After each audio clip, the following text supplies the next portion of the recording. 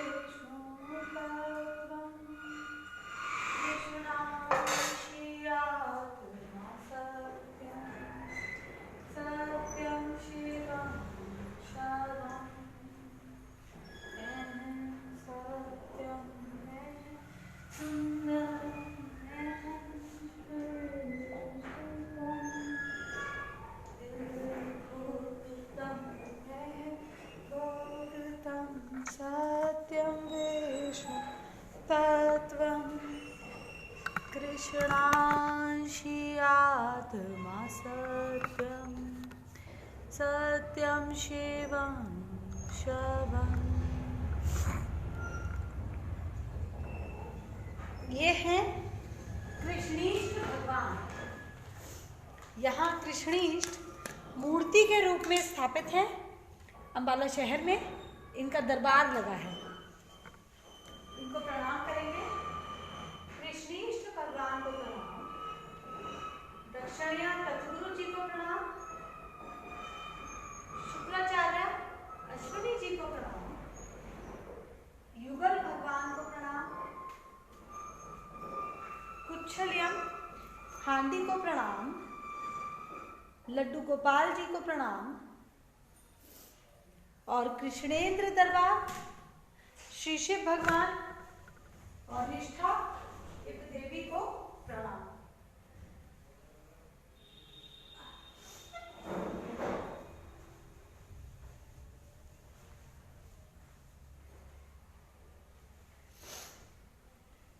आज की कथा शुरू करते हैं।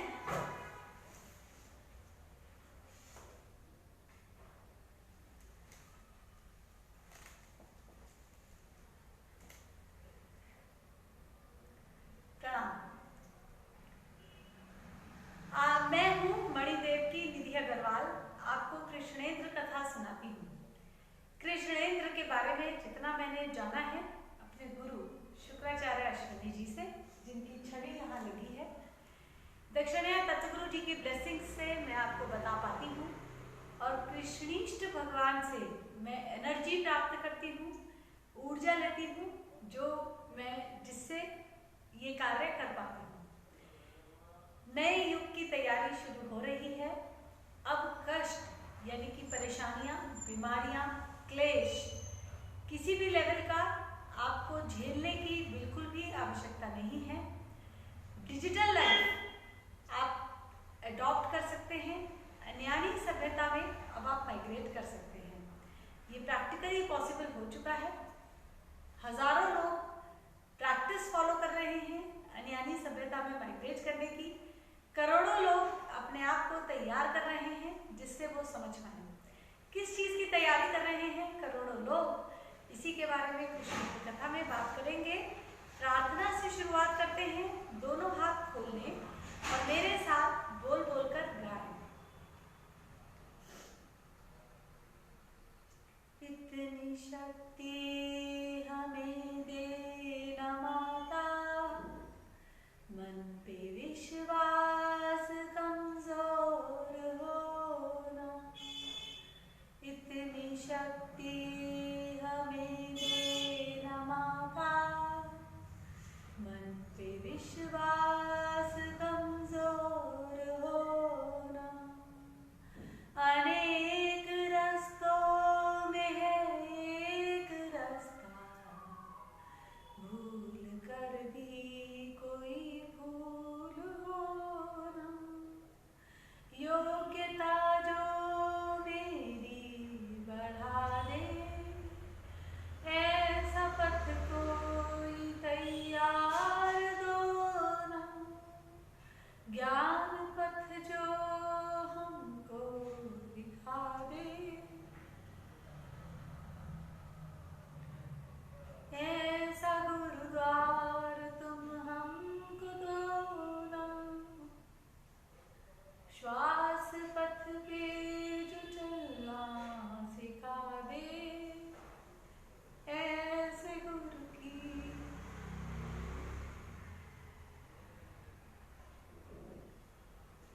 पहचान दो ना।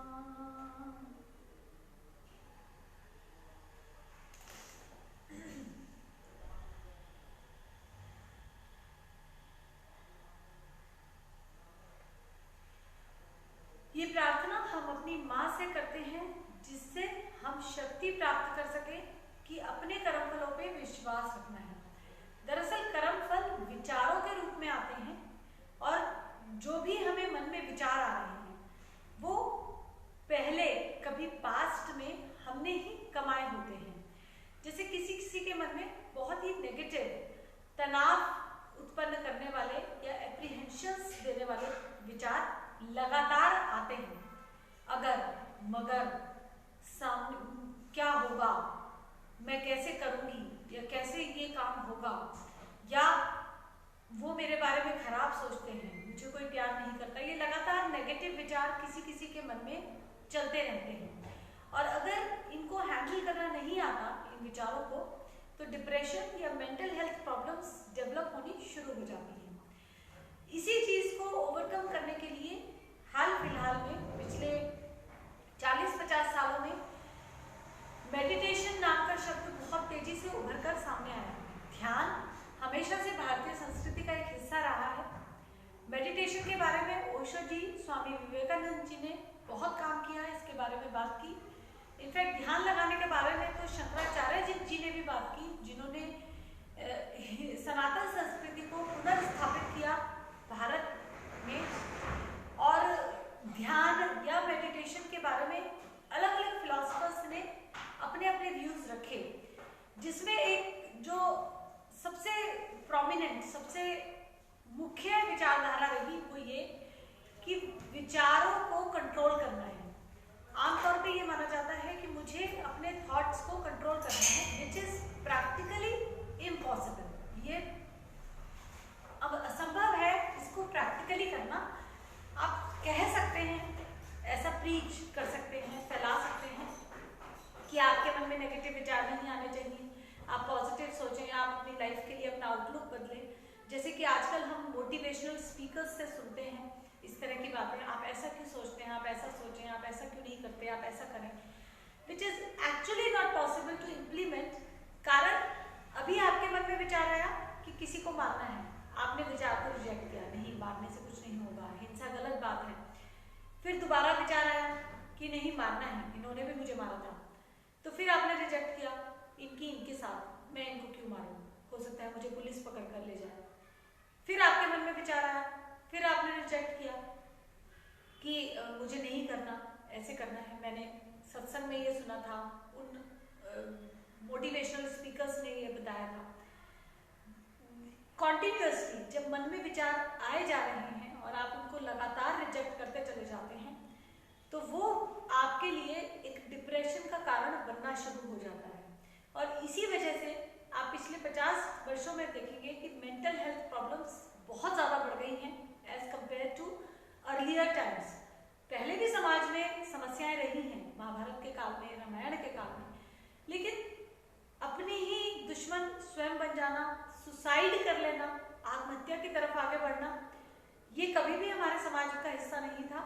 ये पिछले 100-200 सालों में ही आया है, जिसका एक बहुत बड़ा कारण है अपने ही मन को लगातार रिजेक्ट करते रहना, या ये सोचना कि मैं मन पे विजय पा सकता हूँ। क्योंकि श्री कृष्ण ने, दरअसल कृष्ण ने निश्चलता के पसारे का काम शुरू किया था। उन्होंने सत्युग की तैयारी करानी शुरू की थी। श्री कृष्ण ने, यही उनका काम था। विष्णु के 9वें अवतार के रूप में आए थे। विष्णु का काम है पालन करना, और विष्णु अलग अलग समय में अलग अलग अवतार लेते हैं सृष्टि की पालना हेतु। पालना करने के लिए वे युगों के अकॉर्डिंग परिवर्तन लाते हैं। जब जब युग बदलेगा, ट्रांजिशन आएगा, तब तब विष्णु अवतार रूप में आएंगे। आप पूरी हिस्ट्री को टटोल कर देखिए। श्री राम आए तब त्रेता युग से द्वापर युग का ट्रांजिशन चल रहा था। श्री कृष्ण आए जब द्वापर युग से कलयुग में ट्रांजिशन चल रहा था। किसका? लोगों का, समाज का। ट्रांजिशन पूरे ब्रह्मांड का होता है, हमारी गैलेक्सी की, पूरी गैलेक्सी का होता है, सारे ग्रहों में होता है, एनवायरनमेंट में होता है। ट्रांजिशन जब युग बदलते हैं तो हर लेवल पे चेंज आता है, लेकिन सबसे लास्ट में आता है चेंज समाज में, लोगों की सोच में, परिदृश्य में। और उसके लिए विष्णु आते हैं अवतार लेकर। कृष्ण आए विष्णु रूप में, विष्णु के अवतार लेकर, और उन्होंने निश्चलता के पसारे का काम शुरू किया। क्योंकि उससे पहले कंफ्यूजन की लेयर चढ़नी शुरू हो गई थी, जो कि मैक्सिमम पीक पर थी जब श्री कृष्ण का जन्म हुआ। इतनी पीक पर कि पिता को हालात ही नहीं दिख रहे हैं कि वो अपने बेटे को कैसे पालें, और उन्हें अपने बेटे को नंदगांव भेजना पड़ा, वासुदेव को। मामा को विश्वास नहीं है अपनी ही बहन पे, अपनी ही बहनोई पे। उन्होंने अपने घर में नजरबंद कर रखा है अपने पिता को, अपनी बहन को और अपने बहनोई को। कंस ने अपने ही सगे भांजे को मारने के लिए वो अपने चेलों को भेज रहे हैं। कंस हर प्रकार का छल उस समय पीक पर पहुंच गया था। कारण एक था कंफ्यूजन। अब श्री कृष्ण ने निश्चलता के पसारे का काम शुरू किया, तो सबसे पहले तो उन्होंने जो लोग छल के साथ थे और जो लोग किसी भी प्रकार से निश्चलता नहीं आने देना चाहते थे, उनको हटाने का काम किया, हटवाने का। यानी कि जो जो चीटिंग करना चाहते हैं वो सब एक दूसरे के सामने खड़े हो जाए, महाभारत का युद्ध। दूसरे लेवल पे उन्होंने कंफ्यूजन हटाने का काम शुरू किया कि लोगों की सोच से कंफ्यूजन हटे, जिससे अगली जनरेशन इतनी मिसगाइड ना हो। इसके लिए उन्होंने गीता ज्ञान दिया, जो कि उन्होंने अर्जुन को दिया महाभारत के समय। किसी ने सुना, किसी ने पढ़ा, किसी ने समझा और उसको डॉक्यूमेंट किया। श्री कृष्ण ने नहीं लिखा था, इसलिए जिस गीता को हम पढ़ते हैं वो जरूरी नहीं कि वही गीता का ज्ञान हो जो कि श्री कृष्ण ने बोला था। दैट वॉज एन उवाच, एक संवाद भी नहीं था गीता। गीता एक उवाच थे। संवाद होता है जिसमें दो लोग डिस्कशन कर रहे हैं, बातचीत कर रहे हैं। उवाच is kind of a lecture जिसमें क्वेश्चन का आंसर ही दिया जा रहा है, लेकिन वो क्वेश्चन का आंसर बहुत इलैबोरेट, बहुत डिटेल फॉर्म में दिया जा रहा है। गीता वही थी, और उसमें उन्होंने मेनली जो अर्जुन को बताया, जो मुझे समझ आते हैं अपने गुरु की मार्गदर्शन में जितना मैं समझ पाई, उसमें 2-3 पॉइंट्स ही मुख्य रहे। पहला, आपको वही कर्मफल प्राप्त होते हैं जो आपने कमाए हैं, और इसीलिए कमाने से पहले ये समझो कि इसका क्या फल रहेगा। कर्म किए जा, फल की चिंता मत कर, क्योंकि अगर तुम कर्म कर रहे हो सही तो तुम्हें फल मिलेगा ही मिलेगा अपने समय आने पर। दूसरा, कर्म कौन सा करूं, कर्मफल कौन सा मिलेगा, कैसे करूं, ये प्रश्न है, तो गुरु चाहिए।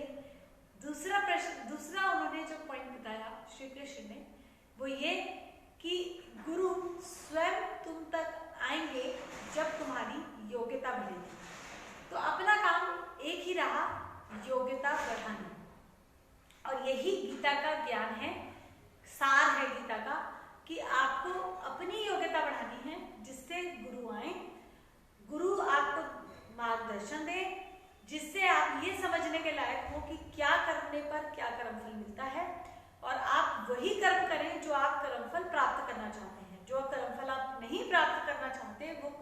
ना करें। और जो कर्म आप कर रहे हैं उसका फल आपको निश्चित रूप से मिलेगा, ये भरोसा रखें। ये है मन पर विश्वास रखना, क्योंकि मन इसमें बीच में कहां से आया?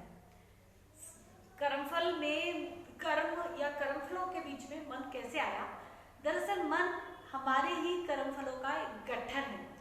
ये बताने के लिए कृष्ण विष्णु स्वयं आए, महाविष्णु कृष्णांश के रूप में, और जो लोग उन्हें समझ पाए उन्होंने उनकी बात को समझकर आगे डॉक्यूमेंट किया, बताया। तो ये बात समझ आई कि मन ही गट्ठर है कर्म फलों का। मन है गट्ठर कर्म फलों का। जो गुरु शुक्राचार्य अश्विनी जी हैं, इन्हें कृष्णांश की उपाधि प्राप्त है। ज्ञानवीर कृष्णांश के नाम से ये जाने जाते रहे हैं समाज में, क्योंकि कृष्णांश क्या कहे गए, क्यों कहे गए और उसको अब अपने लिए कैसे यूज करना है, ये बताने के लिए ये बेस्ट पर्सन है इस प्लैनेट अर्थ पे। कृष्णांश कौन? कृष्णांश महाविष्णु।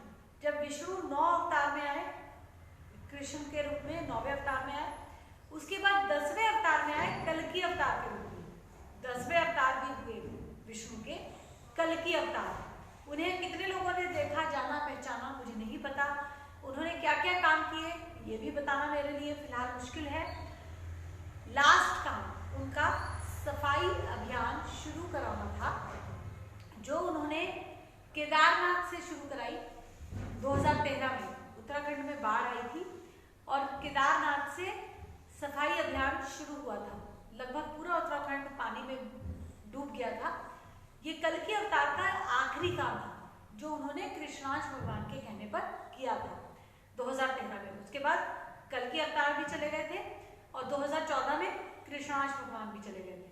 जो उनके फॉलोअर्स हैं, जो उनको समझ पाए, उन्होंने बताया कि कृष्णांश भगवान अब हवा की ऊर्जा स्रोत बनकर बैठे हैं, यानी कि energy of air is Krishnansh भगवान।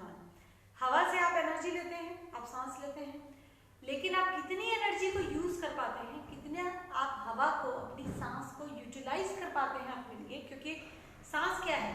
Inhale and exhale. इनहेल वो जो आपको चाहिए, एक्सहेल जो आपके पास वेस्ट है। कार्बन डाइऑक्साइड क्या है? आपकी बॉडी का वेस्ट, आपको नहीं चाहिए बॉडी में, तो आप उसको एक्सहेल आउट करते हैं। जितना आप प्रॉपरली ब्रीथ कर पाएंगे उतना ही आप वो इनहेल कर पाएंगे जो आपको चाहिए, और वो एक्सहेल आउट कर पाएंगे जो आपको नहीं चाहिए। और यही है हवा का यूटिलाइजेशन, कि पहला यूटिलाइजेशन कि आप वो इनहेल कर पाएं जो आपको चाहिए और वो आप एक्सहेल आउट कर दें जो आपको नहीं चाहिए। दूसरे लेवल पे जब आप हवा की एनर्जी को यूज करना शुरू करते हैं तो आपकी समझ डेवलप होना शुरू होती है, क्योंकि जब आपके ऑर्गन्स साफ होने लगते हैं, अंदर की कार्बन और सारे टॉक्सिन्स क्लियर होने शुरू हो जाते हैं, तो आपकी बुद्धि ठीक तरीके से काम करने लगती है। आपका मन शांत रहना शुरू होता है। आप समझ पाते हैं कि मेरे मन में क्या विचार आ रहा है, मुझे इसे क्या करना है, इसको कैसे एग्जीक्यूट करना है। आपको समय मिलता है डिसीजन लेने का। अभी आपके मन में लगातार विचार आ रहे हैं। पहले आया मारना है, फिर आपने रिजेक्ट किया, फिर 2 सेकंड बाद फिर आया क्यों नहीं मारना, उसने भी तो मारा था, फिर आपने रिजेक्ट किया, फिर तीसरे सेकंड में विचार आया मारना जरूरी है वरना वो मुझे मार देगा, फिर चौथे सेकंड में विचार आया। आपके लिए रिजेक्ट करना बहुत मुश्किल हो गया है। एक ही मिनट में आपको 50 बार विचार आ गया, आप रिजेक्ट किए जा रहे हैं, तो आप थक जाएंगे, आप परेशान हो जाएंगे, तनाव में आ जाएंगे, चिढ़ जाएंगे। लेकिन अगर आपको यही विचार पहले एक आया मारना है, फिर आपको अगला विचार 10 सेकंड बाद आया, फिर 10 सेकंड बाद आया, तो आपके लिए आसान हो गया। और ये पॉसिबल हो पाता है धीरे धीरे श्वास लेने से, क्योंकि हर एक श्वास के साथ विचार आता है। आप जब श्वास धीरे धीरे ले रहे हैं तो विचार धीरे धीरे आते हैं और आपके लिए डिसीजन लेने का समय आपके पास बढ़ जाता है, आपके लिए आसान हो जाता है डिसीजन लेना। तीसरा बेनिफिट इसका होता है कि आपकी टनल्स, कॉन्टिन्यूलर टनल्स, कुछ लोग इन्हें नाड़ियां भी कहते हैं, हालांकि नाड़ी, नर्व्स और कॉन्टिन्यूलर टनल्स ये सब थोड़ी थोड़ी डिफरेंट हैं। कॉन्टिन्यूलर टनल्स एक ऐसा नेटवर्क होता है जिसमें एनर्जी ट्रांसफर होती है। मुझे सूरज से एनर्जी चाहिए, मुझे मून से एनर्जी चाहिए, मेरी अपनी बॉडी में एनर्जी ट्रैवल करती है, ट्रांसफर होती है, तो ये सब कॉन्टिन्यूलर टनल्स के थ्रू होता है। कॉन्टिनेंटल टनल्स में एनर्जी ट्रांसफर होती है उसके थ्रू, जैसे बिजली तार पर चलती है, ऐसे ही कॉन्टिनेंटल टनल पर एनर्जी चलती है। कॉन्टिनेंटल टनल का नेटवर्क ठीक होने से आपकी लाइफ में एक तो थकान की समस्या गायब हो जाती है, बीमारियां आने का डर खत्म हो जाता है, आप उतनी ही एनर्जी जनरेट करते हैं जितनी आपको चाहिए, तो आपकी बॉडी में बीमारियां इकट्ठी नहीं होती और चांसेस भी खत्म हो जाते हैं कि आपके शरीर में बीमारियां इकट्ठी हों, इसके चांसेस भी खत्म हो जाते हैं। और यही है अन्यानी सभ्यता में माइग्रेट करने का पहला स्टेप, कि आप अपने आप को स्वस्थ रखना सीखते हैं, अपने मन को शांत रखना सीखते हैं, अपनी एनर्जी लेवल को मेंटेन रखना सीखते हैं। फिजिकली हेल्थ, एनर्जी लेवल पे आपकी हेल्थ अपनी मेंटेन करते हैं और मेंटल हेल्थ आप अपनी ठीक रखते हैं थ्रू श्वास योग। इसके लिए हम श्वास योग की प्रैक्टिस करने को कहते हैं, जिसमें धीरे धीरे सांस की प्रैक्टिस करनी होती है, धीरे धीरे सांस लेना और छोड़ना। और इसके साथ ही हम निश्चल हवन की भी प्रैक्टिस करने को कहते हैं। हवन इज व्हाट, आप कुछ पोएम गाते हैं, कुछ आप गाते हैं और आहुति डालते हैं अग्नि में, तो आप कर क्या रहे हैं, आप अपने टॉक्सिन्स, जो भी कुछ आपके पास एक्स्ट्रा है जो आपको नहीं चाहिए, वो आप अग्नि को समर्पित कर रहे हैं, क्योंकि अग्नि इज अ रिसाइकलिंग यूनिट, वो रिसाइकिल कर देती है, फटाफट भस्म में बदल देती है। इनफैक्ट अगर आपने कुछ अच्छा डाला है तो कई बार भस्म भी नहीं बचती, जैसे कि कपूर की अगर आप आहुति डालते हैं तो तकरीबन भस्म ना के बराबर बचती है, कुछ नहीं बचता, धुआं भी बहुत मिनिमम होता है, यानी कि तकरीबन जीरो एमिशन रहता है, एकदम जीरो तो नहीं, नियर टू जीरो एमिशन रहता है। और आपकी नेगेटिविटीज उसमें जलनी शुरू हो जाती हैं, यानी कि ऑलरेडी जो बॉडी में वेस्ट है, जो आप श्वासियों के द्वारा नहीं निकाल पा रहे हैं, ब्रीदिंग प्रैक्टिस के द्वारा वो एक्सेल आउट नहीं कर पा रहे हैं, वो आप हवन के द्वारा एक्सेल आउट करना शुरू कर देते हैं। तो ये आपकी कई लेवल पे एफिशिएंसी को बढ़ा देता है और आप अन्यानी सभ्यता में माइग्रेट करने के लायक हो जाते हैं। अन्यानी सभ्यता क्या है, इसमें माइग्रेट करने की क्या जरूरत है और इसका कृष्णेंद्र दरबार से क्या कनेक्शन है, इसके बारे में बातचीत इस पोयम के बाद।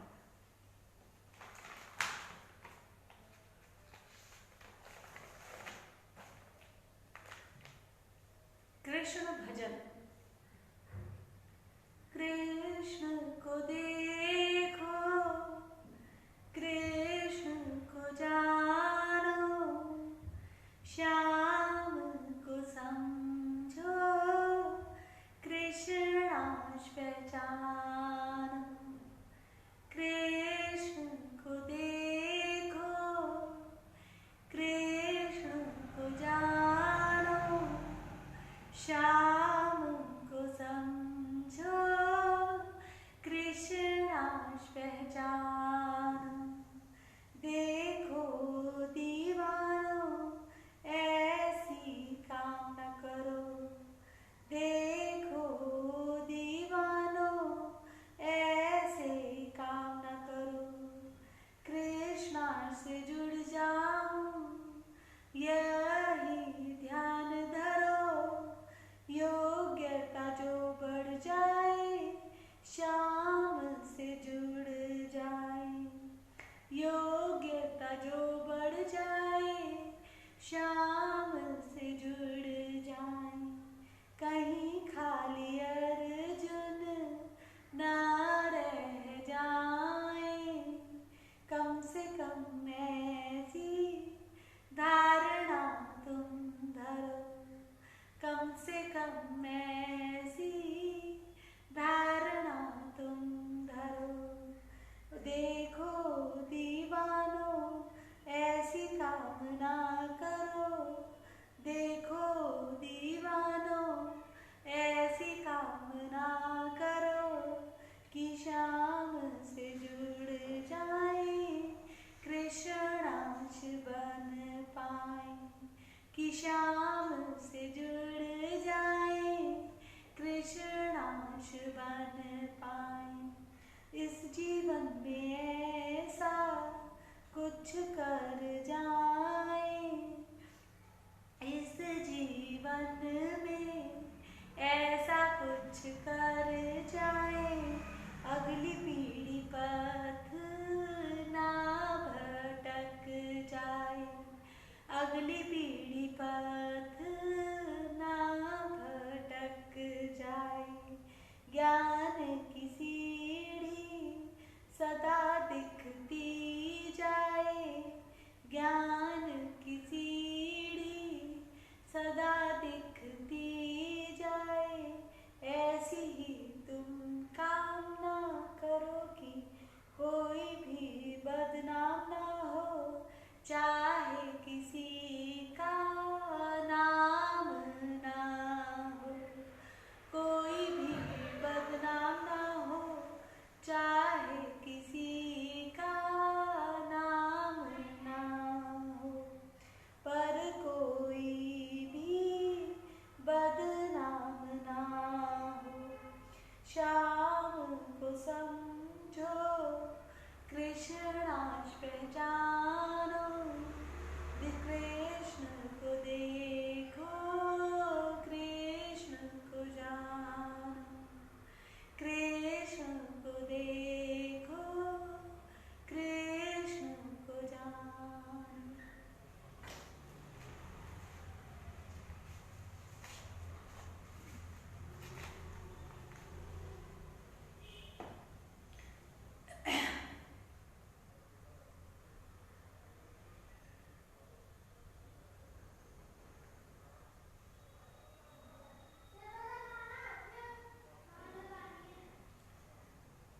ये पोयम स्वयं ज्ञानवीर कृष्णाश जी द्वारा या गुरु शुक्राचार्य अश्विनी जी द्वारा लिखी गई है, जिसमें उन्होंने कहा कि कृष्णाश को पहचानो, कृष्ण को जानो, समझो कृष्ण क्यों आए थे, उन्होंने क्या काम किया, कैसे किया, ये समझकर श्याम को समझो। श्याम क्या है? वो रूप जिसके रूप जो फिजिकली लोग उन्हें जानते थे, जिस रूप में, यानी कि व्यवहार ज्ञान में जो उनको समझा जाता था वो थे श्याम। कृष्ण यानी कि विष्णु के अवतार के रूप में उन्होंने क्या क्या काम किए। और कृष्णांश से जुड़ो, जुड़ने से पहले उन्हें पहचानो कि कृष्णांश कौन है, क्यों है, और उसके बाद अपनी योग्यता को बढ़ाओ। तुम जुड़ो श्याम से, कृष्णांश से, ज्ञान पथ को समझो और तुम ही कृष्णांश बन पाओ, तुम ही कृष्णांश बन पाओ। ये सिखाते हैं ज्ञानवीर कृष्णांश, कि कृष्णांश को पहचान पाओ और उनसे पूरी तरीके से जुड़ पाओ, योग हो पाए तुम्हारा कृष्णांश से। ये सिखाते हैं गुरु शुक्राचार्य अश्विनी जी, जो कि अब डिजिटल लिविंग कोच हैं। अन्यानी सभ्यता में माइग्रेट करना सिखाते हैं। अन्यानी सभ्यता क्या है? अन्यानी सभ्यता एक डिजिटल सिविलाइजेशन आप इसे कह सकते हैं। डिजिटल लिविंग यानी कि डिजीज फ्री रहना सीखना। 3 तरह की लिविंग होती है। एक है कन्वेंशनल लिविंग, पारंपरिक जीवन, जो कि अभी तक समझा जाता था कि मनुष्य को ऐसे रहना चाहिए, जो कि महाभारत से पहले प्रचलित था, उसे हम कन्वेंशनल लिविंग कहेंगे। यानी कि प्राणी अपने आप को सर्वाइव करेगा इस पृथ्वी पर, फिर किसी से जुड़ेगा, विवाह करेगा, बच्चे होंगे, फिर बच्चों को पालेगा और उसके बाद कुछ भगवान को पहचानने की कोशिश करेगा, भगवान का नाम लेगा और मर जाएगा।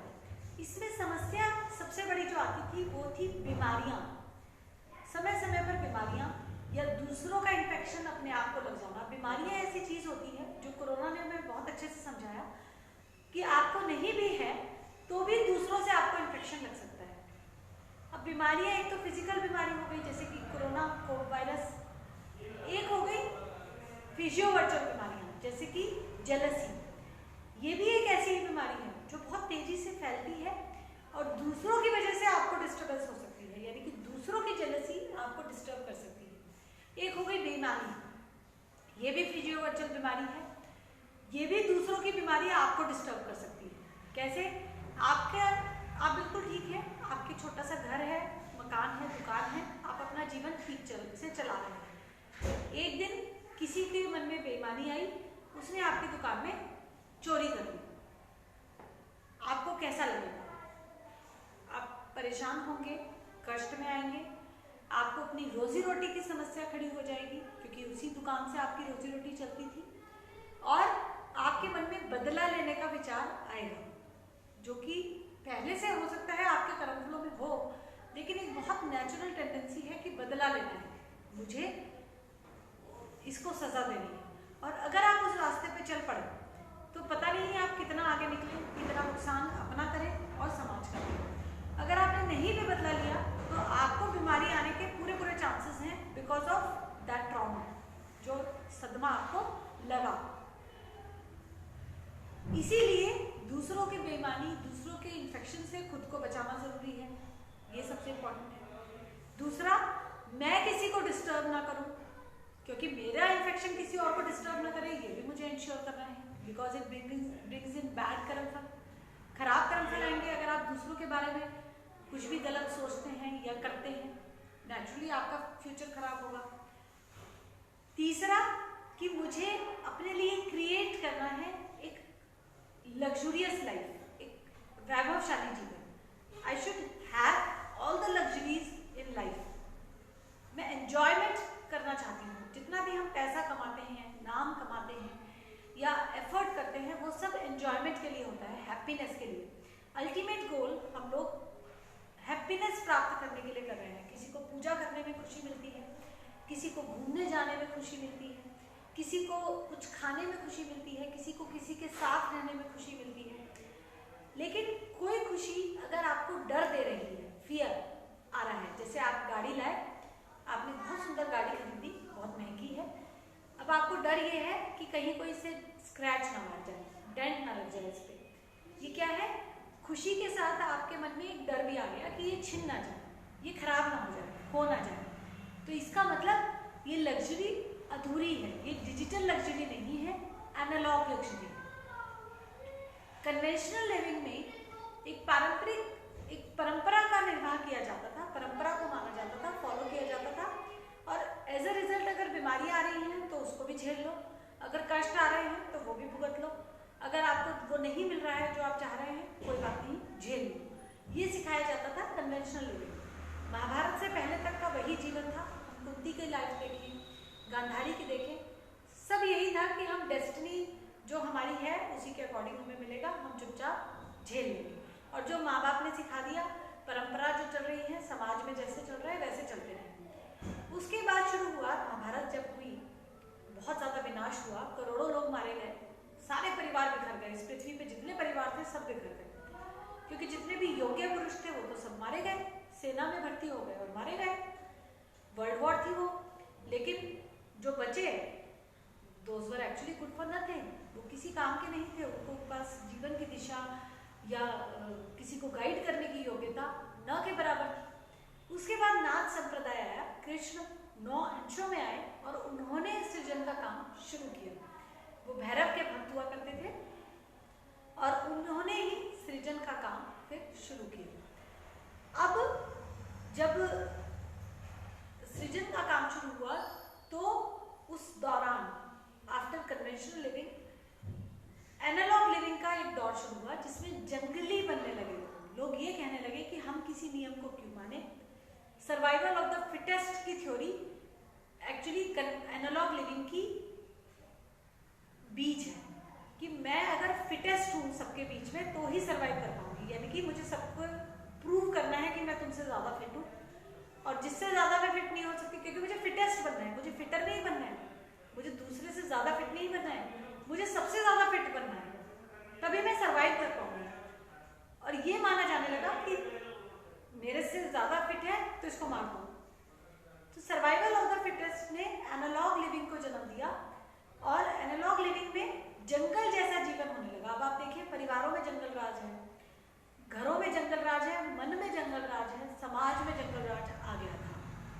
मैं प्री कोरोना पीरियड की बात कर रही हूँ, कोरोना से पहले कोई अपनी जिम्मेदारी नहीं समझना चाहता और लेना सब चाहते हैं, राइट टू गेट, मुझे ये मिले, ये मेरा अधिकार है, नहीं मिलेगा तो मैं छीनूंगी, साडा हक इत्थे रख, लेकिन मेरी जिम्मेदारी क्या है इसके बारे में कोई बात नहीं, कोई डिस्कशन नहीं, कहीं भी, एब्सोल्युटली एट ऑल लेवल्स। आप लीडर्स के लेवल पे भी, जो समाज को दिशा दिखाने वाले हैं, लीडर्स जिन्हें कहा जाता है, उनके लेवल पे भी रिस्पॉन्सिबिलिटी की कोई बात नहीं हो रही है, सिर्फ राइट्स की बात हो रही है। हमारे संविधान में भी हमें कुछ बेसिक अधिकार दिए गए हैं, लेकिन कुछ बेसिक जिम्मेदारियां भी दी गई हैं। अधिकारों के बारे में बात होगी, जिम्मेदारियों के बारे में नहीं। Right to get but responsibility to act. Responsibility है आपकी, काम कुछ आपको एक्ट करना है। तो क्या है, नहीं समझना, ना जानना है, ना ही ऐसी एजुकेशन सोसाइटी में रही जो किसी भी प्रकार से बता सके कि आपकी जिम्मेदारियां क्या है। और पूरी तरीके से समाज असभ्य हो गया और जंगल राज आ गया, जिसमें लोगों ने कच्चा खाना शुरू किया, जंगल जैसे रहना शुरू किया। कपलहुड का मतलब गायब हो गया, परिवार का मतलब खत्म हो गया, और बस मैं अपने आप को सुखी करना चाहता हूँ, कैसे करना है मुझे नहीं पता, इसलिए एक्सपेरिमेंटिंग का दौर शुरू हो गया। Everybody is trying to experiment, was trying to experiment. Corona से पहले कोरोना का एक पीरियड आया जिसमें अब लोगों ने सोचना समझना शुरू किया, ये एनालिसिस शुरू किया कि मुझे चाहिए क्या लाइफ में। और इट्स नॉट जस्ट एक या दो लोगों ने, तकरीबन सभी ने एक बार को समझना शुरू किया। पीपल स्टॉप, ब्रेक लगाया और एक सेकेंड के लिए सोचा कि मुझे चाहिए क्या, मैं जाना कहाँ चाहता हूँ, मुझे पहुँचना कहाँ है।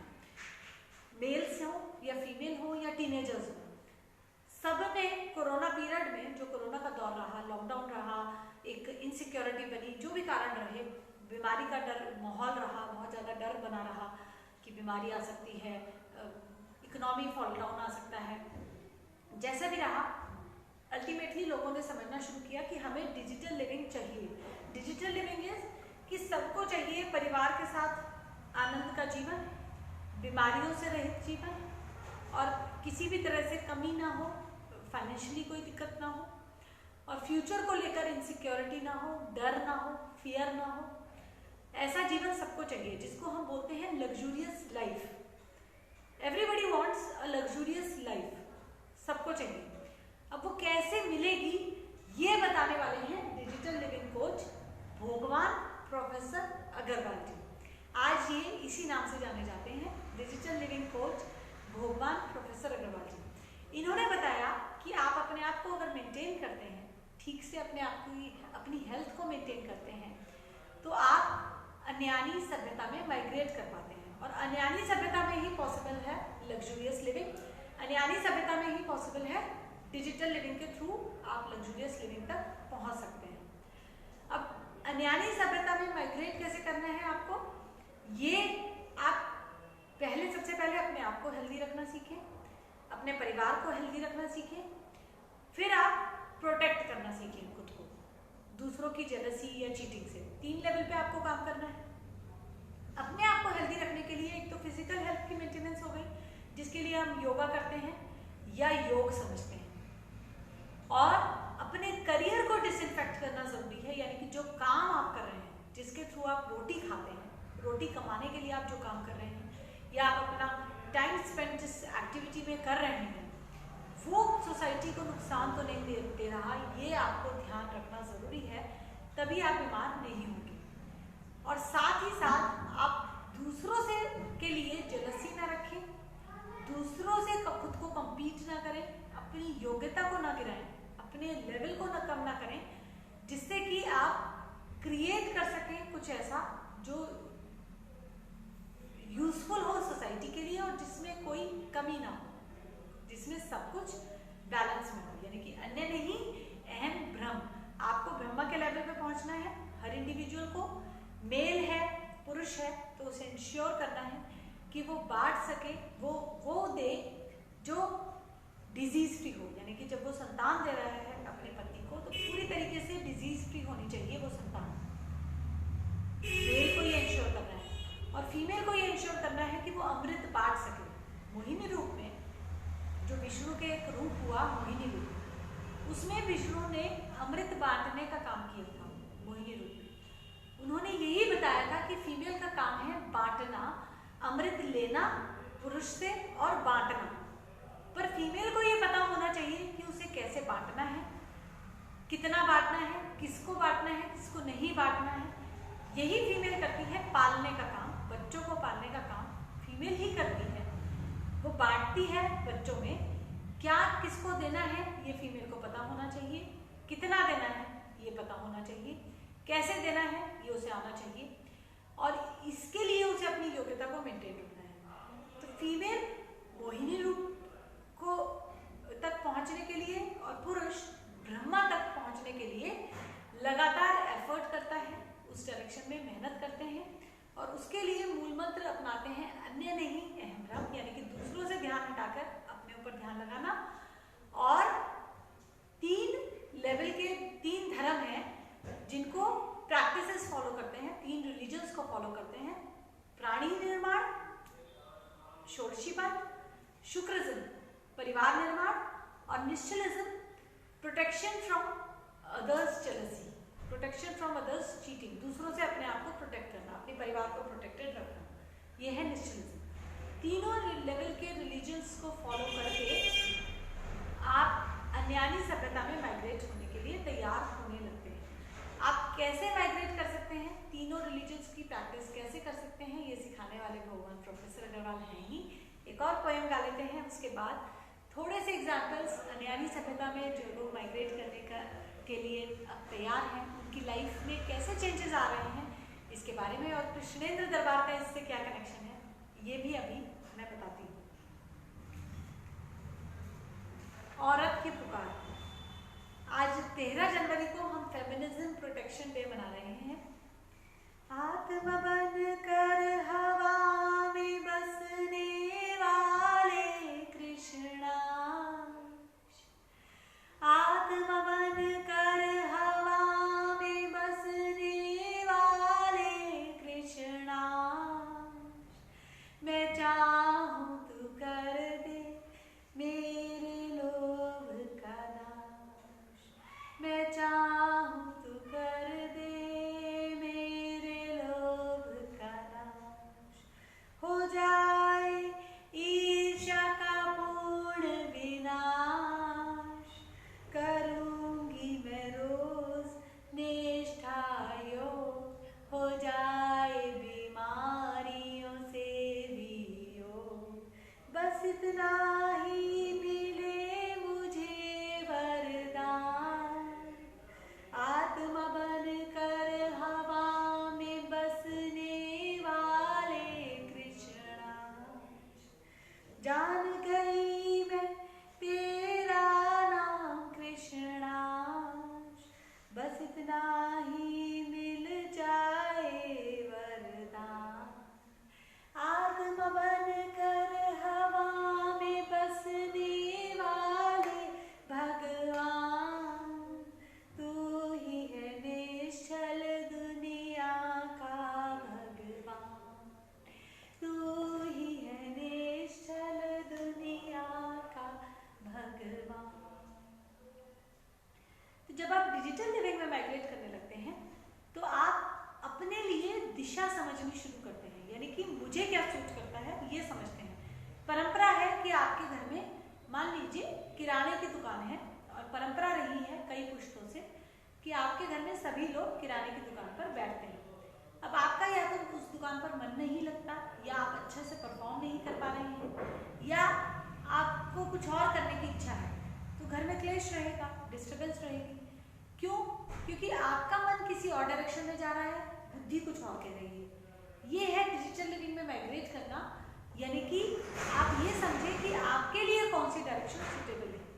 परंपरा है कि आप रोज सुबह 2 रोटी खाएंगे, आपके घर की परंपरा है, लेकिन या सोसाइटी में ट्रेंड है कि सुबह सब ब्रेड खाएं, लेकिन आपका डाइजेशन ठीक नहीं है, आपकी हेल्थ ठीक नहीं है, तो आपने ये समझा कि आपके लिए कौन सी सुटेबल डाइट है। तो ये हो गया डिजिटल लिविंग में माइग्रेट करना।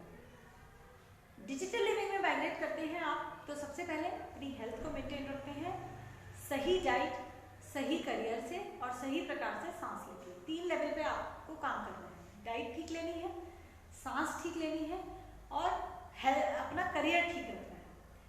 फिर आप ये सिलेक्ट करते हैं कि आपको किससे जुड़ना है, विवाह करना है। अभी जो कन्वेंशनल लिविंग है, कन्वेंशनल लिविंग में पिता ऑर्गेनाइज करेंगे कि ठीक है 10 ग्रूम हैं, इनमें से एक आप चुनो। एनालॉग लिविंग में एक्सपेरिमेंटिंग चल रहा है, जो मिल जाए, चाहे पेरेंट्स सोच रहे हैं जो रिश्ता मिल जाए वहाँ रिश्ता अरेंज मैरिज करा दें, या लड़का लड़की सोच रहे हैं जो पट जाए, जो सेट हो जाए उससे शादी कर ले, वो है जंगल जैसा जीवन, जो मिल जाए उससे जुड़े। बट डिजिटल लिविंग में अगर आप माइग्रेट करना चाहते हैं तो आपको समझना है कि आपके लिए ये ठीक है कि नहीं। आपको मिल रही है ये कन्या, लेकिन आपके लिए सुटेबल है क्या?